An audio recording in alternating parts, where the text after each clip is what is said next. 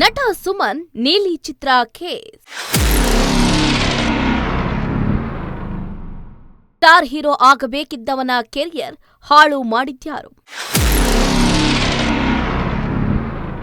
47 ವರ್ಷದ ನಂತರ ಕನ್ನಡ ಸೀರಿಯಲ್ಗೆ ಕಾಲಿಟ್ಟ ಸುಮನ್. ಬಹುಭಾಷಾ ನಟನ ಸಖತ್ ರೋಲ್ ಹೇಗಿದೆ ಗೊತ್ತಾ? ಹೌದು, ಸ್ಟಾರ್ ಹೀರೋ ಆಗ್ಬೇಕಿದ್ದ ಸುಮನ್ ಕೆರಿಯರ್ ಹಾಳು ಮಾಡಿದವರು ಯಾರು? ನೀಲಿ ಚಿತ್ರಗಳ ಕೇಸ್ನಲ್ಲಿ ಸಿಲುಕಿಸಿದ ಮುಖ್ಯಮಂತ್ರಿ ಯಾರು? ಈ ಕೇಸ್ನಲ್ಲಿ ಚಿರಂಜೀವಿ ಪಾತ್ರ ಇತ್ತ? ನಿಜ ಏನು? ದಕ್ಷಿಣ ಭಾರತದ ಖ್ಯಾತ ನಟ ಸುಮನ್ ತಲ್ವಾರ್ ಕನ್ನಡ ಕಿರುತೆರೆಗೆ ಈಗ ತಾನೇ ಪಾದಾರ್ಪಣೆಯನ್ನು ಮಾಡ್ತಿದ್ದಾರೆ. ಹೌದು, ಸ್ನೇಹದ ಕಡಲಲ್ಲಿ ಮೂಲಕವೇ ಸೀರಿಯಲ್ ಪ್ರಿಯರ ಹೃದಯ ಗೆಲ್ಲೋಕೆ ಬರ್ತಿದ್ದಾರೆ. ಇದು ಒಂದು ಕಡೆಯಾದರೆ, ಸುಮನ್ ಅವರು ಬ್ಲೂ ಫಿಲ್ಮ್ ಕೇಸ್ನಲ್ಲಿ ಸಿಲುಕಾಕೊಂಡಿದ್ರು. 80-90ರ ದಶಕದಲ್ಲಿ ಸ್ಟಾರ್ ಹೀರೋಗಳಿಗೆ ಪೈಪೋಟಿ ನೀಡಿದ್ದ ಸುಮನ್ ಆಗ ಟಾಲಿವುಡ್ನಲ್ಲಿ ಚಿರು, ಬಾಲಯ್ಯ, ವೆಂಕಟೇಶ್, ನಾಗಾರ್ಜುನ ಈ ನಾಲ್ವರು ರಾರಾಜಿಸ್ತಾ ಇದ್ರು. ಈ ನಾಲ್ವರು ಸ್ಟಾರ್ಗಳಿಗೆ ಸಮನಾಗಿ ಹೀರೋ ಆಗಬೇಕಾಗಿದ್ದ ಸುಮನ್ ಕೆರಿಯರ್ ಮಧ್ಯದಲ್ಲಿ ನಿಂತು ಹೋಯಿತು. ಟೈರ್ 2 ಹೀರೋ ಆಗಿಯೇ ಉಳಿದ್ರು. ಸ್ಟಾರ್ ಹೀರೋಗಳಿಗೆ ಏನೂ ಕಡಿಮೆ ಇಲ್ಲದ ಸುಮನ್ ತುಂಬಾ ಅಂದವಾಗಿದ್ರು. ಮೇಕಪ್ ಇದ್ರೂ ಇಲ್ಲದೇ ಇದ್ರು ಸುಮನ್ ತುಂಬಾ ಹ್ಯಾಂಡ್ಸಮ್ ಆಗಿ ಕಾಣಿಸ್ತಿದ್ರು. ಅದಕ್ಕೆ ಹಲವು ಹುಡುಗಿಯರು ಅವರನ್ನ ಇಷ್ಟಪಡ್ತಿದ್ರು. ಉತ್ತಮ ನಟನೆ, ಗ್ಲಾಮರ್ ಎಲ್ಲವೂ ಇದ್ದ ಸುಮನ್ ಫ್ಯಾಮಿಲಿ ಸಿನಿಮಾಗಳ ಜೊತೆಗೆ ಆಕ್ಷನ್ ಸಿನಿಮಾಗಳನ್ನು ಕೂಡ ಅದ್ಭುತವಾಗಿ ಮಾಡ್ತಾ ಇದ್ರು. ಆದ್ರೆ ಅವರು ಸ್ಟಾರ್ ಹೀರೋ ಆಗ್ಲಿಲ್ಲ. ಸುಮನ್ ಸ್ಟಾರ್ ಆಗದಂತೆ ಇಂಡಸ್ಟ್ರಿಯಲ್ಲಿ ತುಳಿದು ಹಾಕಿದ್ರು ಅನ್ನುವ ಗಾಳಿ ಸುದ್ದಿ ಆಗ ತೀವ್ರವಾಗಿ ಹಬ್ಬಿತ್ತು. ಅಷ್ಟೇ ಅಲ್ಲ, ಸುಮನ್ ವಿರುದ್ಧ ಹೀರೋಗಳ ಜೊತೆಗೆ ರಾಜಕಾರಣಿಗಳು ಕೂಡ ಸಂಚು ಮಾಡಿ ಹೊಡೆದು ಹಾಕಿದ್ರು ಅನ್ನುವ ಸುದ್ದಿ ಕೂಡ ವೈರಲ್ ಆಗಿತ್ತು. ಮುಖ್ಯಮಂತ್ರಿಯೇ ಸುಮನ್ರನ್ನ ಕೇಸ್ಗಳಲ್ಲಿ ಸಿಲುಕಿಸಿದ್ರು ಅನ್ನುವ ಗಾಳಿ ಸುದ್ದಿ ಹಿಂದೆ ಹಬ್ಬಿತ್ತು. ಸುಮನ್ ಮೇಲೆ ಅನ್ಯಾಯವಾಗಿ ಕೇಸ್ ಹಾಕಿ ಅವರು ಬೆಳೆಯದಂತೆ ತಡೆದ್ರು.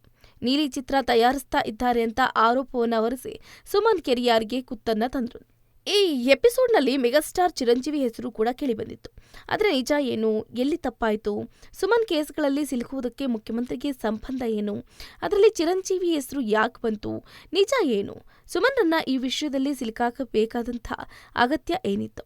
ಆ ಕೆಲಸ ಮಾಡಿದವರು ಯಾರು? ಈ ವಿಷಯಗಳ ನಿಜಾಂಶ ಬಹಿರಂಗಪಡಿಸಿದ್ದಾರೆ ನಿರ್ದೇಶಕ ಸಾಗರ್ ಅವರು. ಅವರು ಸುಮನ್ ಅವರ ಆಪ್ತ ಸ್ನೇಹಿತ.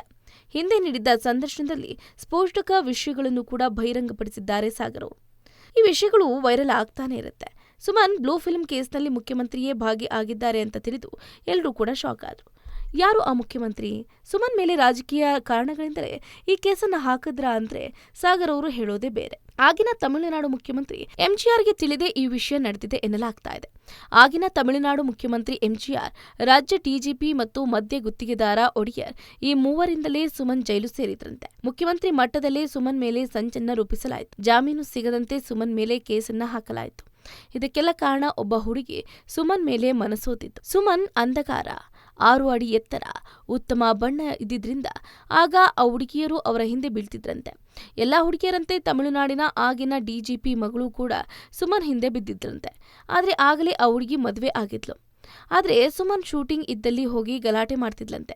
ಅದೇ ಸುಮನ್ಗೆ ಆಕೆಯ ಮೇಲೆ ಯಾವುದೇ ಭಾವನೆ ಇರಲಿಲ್ಲ.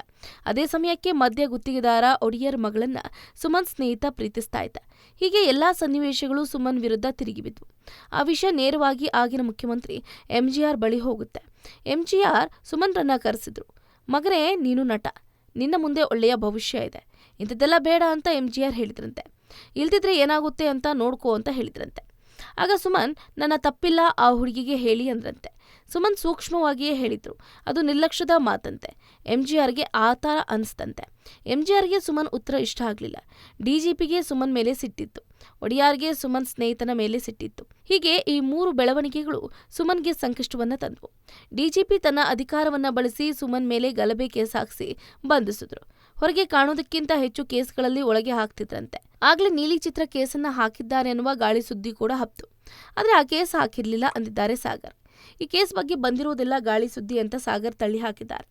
ಸುಮನ್ ಸ್ನೇಹಿತನಾಗಿ ಕ್ಯಾಸೆಟ್ ಅಂಗಡಿ ಇತ್ತು, ಹೀಗಾಗಿ ಆ ಗಾಳಿ ಹಬ್ಬಿತ್ತು ಅಂತ ಹೇಳಿದ್ದಾರೆ. ಸುಮನ್ ಮಾಡದ ತಪ್ಪಿಗೆ ಕೆಲವು ತಿಂಗಳು ಜೈಲಿನಲ್ಲಿ ಇರಬೇಕಾಯಿತು. ಸುಮನ್ ತಾಯಿಗೆ ರಾಜ್ಯಪಾಲರು ಪರಿಚಿತರು, ಹೀಗಾಗಿ ಬೇಗನೆ ಜಾಮೀನು ಸಿಕ್ತು. ಆದರೆ ಹೊರಗೆ ಬರುವ ಹೊತ್ತಿಗೆ ಸುಮನ್ಗೆ ಹಣ ಕೊಟ್ಟಿದ್ದ ಸ್ನೇಹಿತರೆಲ್ಲ ಮೋಸ ಮಾಡಿದ್ರು.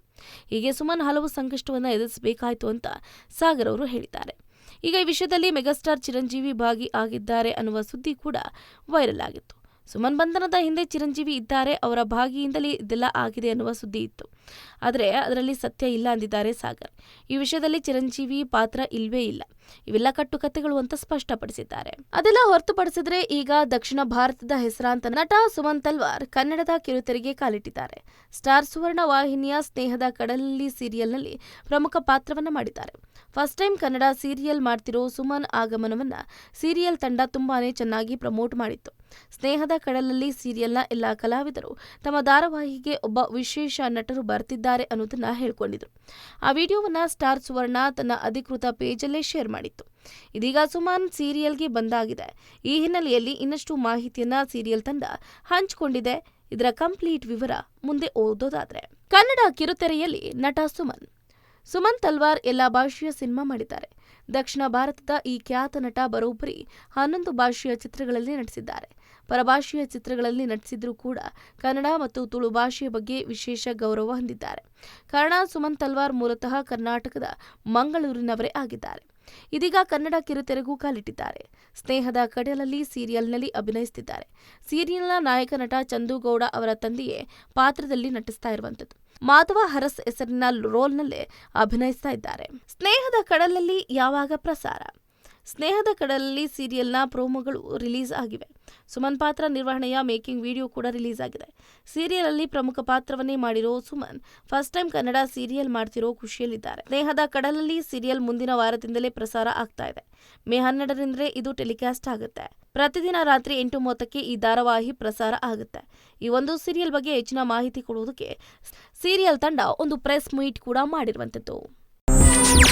ಹೆಚ್ಚಿನ ಸುದ್ದಿಗಳಿಗಾಗಿ ನಮ್ಮ ಚಾನೆಲ್ನ ಸಬ್ಸ್ಕ್ರೈಬ್ ಮಾಡಿ.